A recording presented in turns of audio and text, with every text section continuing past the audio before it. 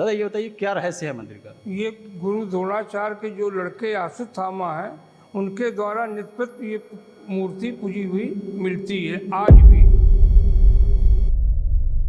क्या आप जानते हैं कि ऐसे कौन से 7 चिरंजीवी हैं जो अलग अलग युगों से आज भी अपने वरदान या श्राप के कारण जीवित हैं? आइए इस वीडियो में जानते हैं कि वे 7 चिरंजीवी कौन हैं और अलग अलग मान्यताओं के अनुसार वो आज कहाँ हैं। चिरंजीवी, जिसका मतलब है लंबे समय तक जीवित रहने वाला।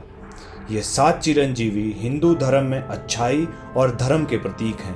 यह माना जाता है कि वे कलयुग के अंत तक जीवित रहेंगे और धर्म की रक्षा करेंगे। इन्हें ये अमरता उनके कर्मों के आधार पर वरदान या अभिशाप के रूप में दी गई है। माना जाता है कि ये 7 चिरंजीवी भगवान विष्णु के आखिरी अवतार कल्कि के आगमन पर उनकी मदद करेंगे और पुनः धर्म की स्थापना करेंगे। आइए बात करते हैं इन 7 चिरंजीवियों की। राजा महाबली। राजा महाबली एक असुर राजा थे जो अपनी परोपकारी और धर्मपरायण प्रवृत्ति के लिए प्रसिद्ध थे। उनकी लोकप्रियता और शक्ति से इंद्र भयभीत हो गए और उन्होंने भगवान विष्णु से सहायता मांगी। भगवान विष्णु ने वामन यानी बौने ब्राह्मण का अवतार लिया और महाबली के यज्ञ स्थल पर पहुंचे। वामन ने महाबली से भिक्षा मांगने का निश्चय किया और उनकी दानशीलता को जानकर वामन ने राजा से अपने 3 पैरों के बराबर भूमि मांगी। महाबली ने बिना कुछ सोचे समझे वामन की इच्छा पूरी करने के लिए हामी भर दी, लेकिन वामन का आकार बढ़ने लगा और उसके पहले पैर ने धरती को ढक लिया और दूसरे पैर से उसने आसमान को ढक लिया।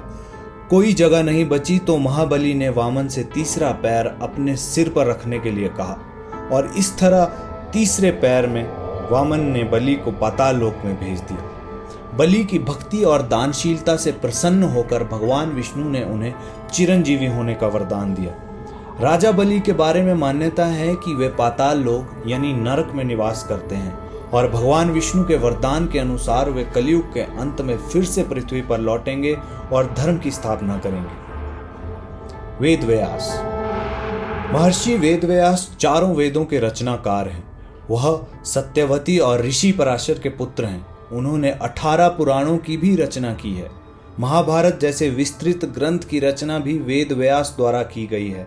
इन्हें भी अमरता का वरदान प्राप्त है। महर्षि वेदव्यास का निवास हिमालय की पर्वत श्रृंखलाओं में माना जाता है। उनके बारे में कहा जाता है कि वे आज भी ध्यान और साधना में लीन हैं और समय समय पर वेदों का ज्ञान देने के लिए प्रकट होते हैं। हनुमान। भगवान हनुमान को उनकी भक्ति, वीरता और भगवान राम के प्रति अटूट प्रेम के कारण अमरता का वरदान प्राप्त है। भगवान राम ने उन्हें चिरंजीवी होने का वरदान दिया ताकि वे युगों युगों तक धर्म की रक्षा कर सकें और भक्तों की सहायता कर सकें। भगवान हनुमान के बारे में मान्यता है कि वे अयोध्या, कांचीपुरम और हिमालय के विभिन्न क्षेत्रों में निवास करते हैं। वे भक्तों की सहायता के लिए समय समय पर प्रकट होते हैं और उनकी पूजा से प्रसन्न होकर आशीर्वाद देते हैं। विभीषण। विभीषण रावण के छोटे भाई थे जो धर्म और न्याय के पक्षधर थे। उन्होंने रावण को श्री राम के साथ युद्ध न करने की सलाह दी, लेकिन रावण ने उनकी बात नहीं मानी तो विभीषण ने लंका छोड़ दी और श्री राम का साथ दिया। भगवान राम ने विभीषण को उनकी धर्म निष्ठा के कारण अमरता का वरदान दिया और कहा कि वे लंका के राजा के रूप में सदा धर्म का पालन करेंगे। उनके बारे में मान्यता है कि वे आज भी लंका में रहते हैं। वे धर्म और न्याय का पालन करते हुए लंका का शासन कर रहे हैं। कृपाचार्य। कृपाचार्य कौरवों और पांडवों के कुल गुरु थे। उन्होंने महाभारत युद्ध में भाग लिया था। वे शस्त्र विद्या में निपुण थे और द्रोणाचार्य के समान ही माने जाते थे। वे परम तपस्वी ऋषि हैं। अपने तप के बल पर इन्हें भी चिरंजीवी माना गया है। कृपाचार्य के बारे में मान्यता है कि वे आज भी कुरुक्षेत्र में निवास करते हैं। वे धर्म और वेदों के ज्ञान की रक्षा करते हैं और समय समय पर धार्मिक अनुष्ठानों में भाग लेते हैं। परशुराम। परशुराम भगवान विष्णु के 6ठे अवतार थे और वे एक ब्राह्मण योद्धा थे। उन्होंने अपनी माता की हत्या का आदेश देने वाले राजा सहस्त्रार्जुन और अन्य भ्रष्ट क्षत्रियों का नाश किया।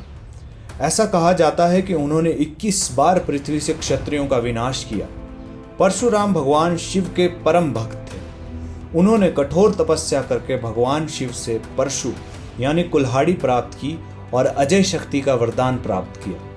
अपने महान कार्यों और भगवान विष्णु के अवतार होने के कारण उन्हें चिरंजीवी होने का वरदान प्राप्त है। भगवान परशुराम का निवास स्थान महेंद्रगिरी पर्वत पर माना जाता है, जो उड़ीसा में स्थित है।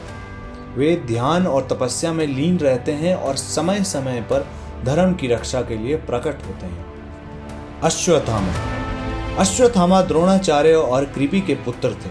द्वापर युग में हुए युद्ध में अश्वत्थामा ने कौरवों की ओर से युद्ध किया था। महाभारत युद्ध के दौरान उन्होंने ब्रह्मास्त्र का प्रयोग किया था और इसे वापस नहीं ले सके। अपने क्रूर कर्मों के लिए, विशेषकर पांडवों की संतान के वध के लिए, श्री कृष्ण ने उन्हें श्राप दिया कि वे चिरकाल तक दुख और पीड़ा के साथ जीवित रहेंगे। इस प्रकार उन्हें चिरंजीवी होने का श्राप मिला। अश्वत्थामा के बारे में कहा जाता है कि वे आज भी पृथ्वी पर भटक रहे हैं। विशेषकर उन्हें उत्तराखंड के जंगलों और हिमालय के पर्वत श्रृंखलाओं में देखा गया है। कई लोगों का मानना है कि वे अभी भी अपने शाप के कारण पीड़ा और कष्ट में जीवन बिता रहे हैं। इस तरह की इंटरेस्टिंग वीडियोस के लिए हमारे चैनल को ज़रूर सब्सक्राइब करें। धन्यवाद।